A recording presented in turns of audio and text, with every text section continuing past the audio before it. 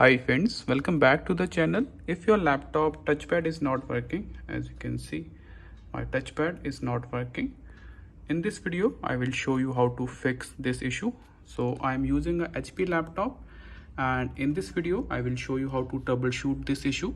So first, connect a wireless mouse. So as you can see, I connected a wireless mouse with my laptop to troubleshoot this issue.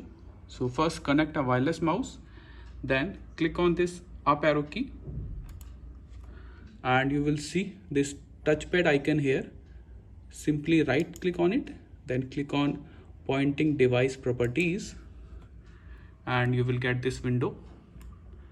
And if you don't see or don't identify any touchpad icon here, I will show you another method to open this touchpad properties. Click on your search icon and type control panel.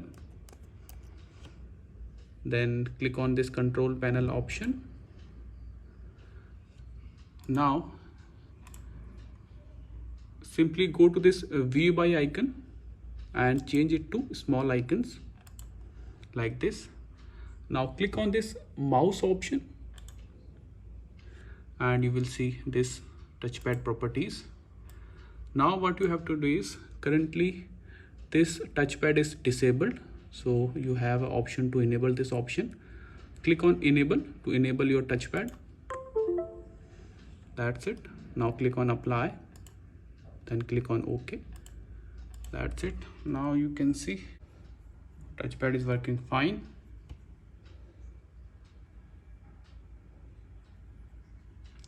Touchpad is working fine. Now move on to our next method. If you are still getting the same issue, so right click on this Windows icon, then click on this device manager option. This option, click on it.